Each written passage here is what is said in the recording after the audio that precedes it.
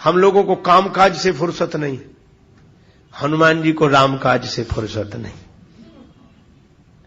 रामकाज, अच्छा रामकाज कैसे करते हैं हनुमान जी? देखो, समुद्र किनारे सभी बंदर इकट्ठे हुए।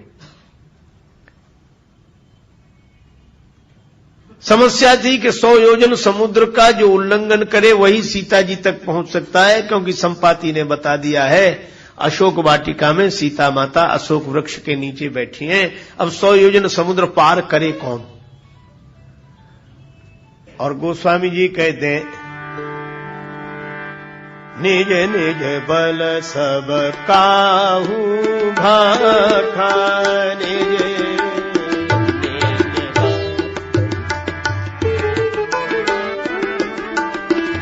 निज बल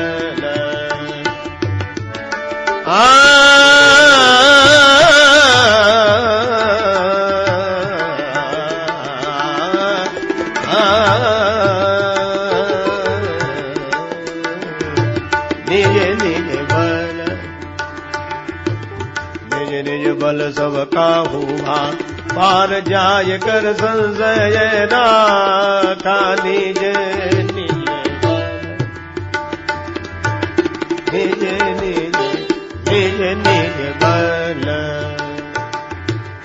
निज निज बल बल बल, निज निज बल निज निज बल, निज निज बल।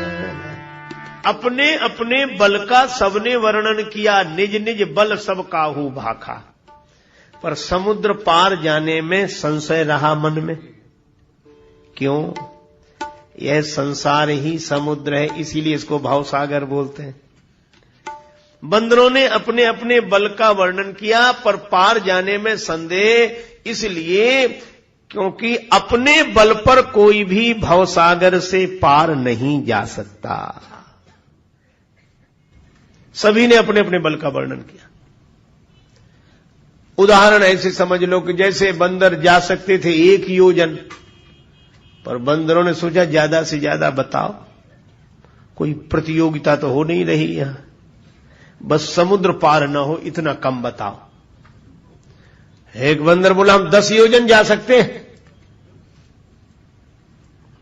दूसरे बंदर ने सोचा ये जा सकते तो हम भी जा सकते हैं। पर इन सब में बूढ़े हैं जामवंत जी, बूढ़े बड़े चतुर होते हैं, जिंदगी भर का अनुभव होता है। जामवंत जी बोले जब बताना ही है तो 10 योजन काहे को बताते, 90 योजन बताओ, बस 10 योजन कम कर दो, उसमें क्या है। जामवंत जी बोले मैं 90 योजन जा सकता हूं।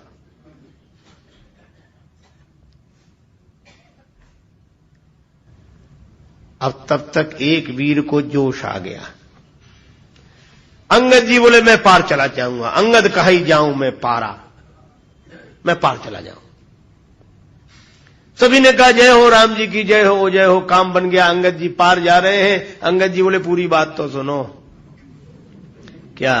बोले पार तो चला जाऊंगा, पर लौटकर आने में संशय, पता नहीं लौटे कि न लौटे।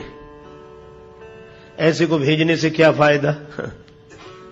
ऐसे को भेजने से ही क्या फायदा? वे कहते हैं कि पता नहीं लौटे कि न लौटे। देखो, कुछ बंदर हैं जिनको जाने में संशय है, पार जाई कर संशय राखा, और अंगद जी ऐसे हैं जिन्हें आने में संशय है। कहा कि हम जा सकते, हम जानने में संशय हमें। अंगद जी बोले हमें लौटकर आने में संशय। इसका अर्थ क्या हुआ कि कोई भी समर्थ नहीं हुआ अपने बल का वर्णन करके समुद्र पार जाने और आने में। पर यहां एक अजीब घटना घटी। सभी ने अपने अपने बल का वर्णन किया, पर हनुमान जी नहीं बोले। क्यों नहीं बोले? हनुमान जी से किसी ने कहा कि आप क्यों नहीं बोलते? हनुमान जी बोले जिसके पास अपना बल हो सो बोले, हमारे पास हमारा बल है ही नहीं। तो जामवंत जी ने सोचा कि इनको इनका बल याद दिलाएं। मैं आपको एक निवेदन कर रहा हूं आपसे कि हनुमान जी का बल याद दिलाओ, तभी वे कृपा करते हैं। ऐसी लोक मान्यता है, ऐसी हमारी धारणा है, क्योंकि हनुमान जी अपना बल भूले रहते हैं। लेकिन हनुमान जी को बल याद दिलाओ कैसे? एक सज्जन बोले हम बहुत प्रार्थना करते हैं, हनुमान जी सुनते ही नहीं है। मैं आपको ढंग बता रहा हूं हनुमान जी को बल याद दिलाने का। आप कितनी कहो कि हनुमान जी आपकी तरह कोई बलवान नहीं है, और हनुमान जी आप तो सर्वसमर्थ हैं, हनुमान जी आप जैसा कोई महान नहीं है, कोई बलवान नहीं, कभी नहीं जागेंगे हनुमान जी, कितनी भी तारीफ कर लेना। ये उनको बल याद दिलाने का ढंग नहीं है। जामवंत जी इसमें असफल हो गए, वो कर चुके हैं ये प्रयोग जो हम कर रहे हैं। बोलो हम लोग ऐसे ही तो कहते हैं, हे हनुमान जी आपकी तरह कोई बलवान नहीं, हे हनुमान जी आप तो महान है, हनुमान जी आप तो परम शक्तिशाली। हनुमान जी सुनते ही नहीं है, उन्हें कोई फर्क नहीं पड़ता इससे। जामवंत जी ने यही कहा। गोस्वामी जी महाराज लिखते हैं, कहाई रीछपति सुनु हनुमाना, काचुप साधि रहा बलवाना, काचुप साधि रहा बलवाना।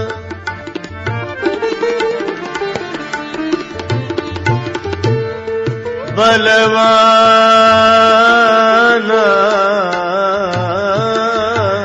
दे चुप साधि रहा बलवाना, का चुप साधि रहा बलवाना, का चुप साधि रहा बलवाना।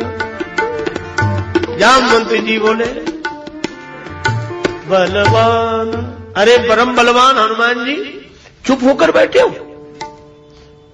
हनुमान जी कुछ नहीं बोले। जामवंत जी ने कहा कोई फर्क नहीं पड़ा। तारीफ करने वाले देखते हैं कि फर्क पड़ा कि नहीं। हनुमान जी ने, जामवंत जी ने सोचा शायद कम तारीफ हुई है, तो अब दूसरी पंक्ति, पवन तनय बल पवन समाना, पवन तनय पवन तनय,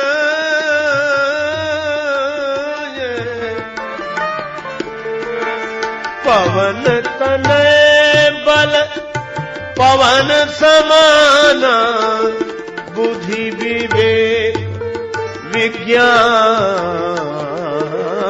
निधान बलवान, का चुप साधि रहा बलवाना, का चुप साधि रहा बलवान।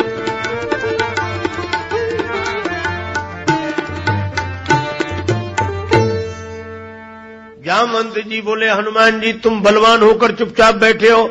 हनुमान जी में जब कोई अंतर नहीं आया तो जामवंत जी बोले अरे क्यों ना हो, पवन के पुत्र हो, अब पवन जैसे ही बलवान हो। तुम बुद्धि के, विवेक के, विज्ञान के भंडार हो। पवन तनय बल पवन समाना, बुद्धि विवेक विज्ञान निधाना।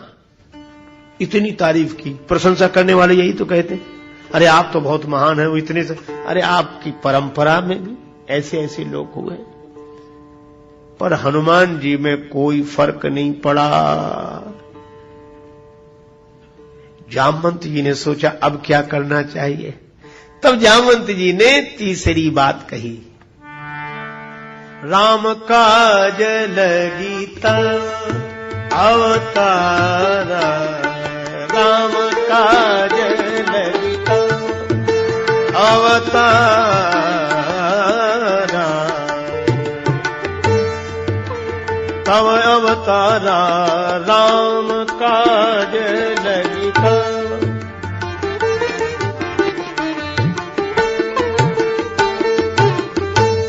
सुनतई भयऊ पर्वताकारा, सुनतई भयऊ पर्वताकारा, रे राम काज लगी। अवतारा, राम काज लगता, काज लगता, काज लगता। जैसे ही जामवंत जी ने कहा कि राम जी के कार्य के लिए आपका अवतार हुआ है, सुनते ही भयउ पर्वताकारा, हनुमान जी बड़े विशाल रूप में पर्वताकार होकर प्रकट हो गए। इसका संकेत क्या कि हनुमान जी अपने नाम से नहीं जगे, अपने बाप के नाम से भी नहीं जगे। और पर्वताकार कब हुए? जब राम जी का नाम लिया।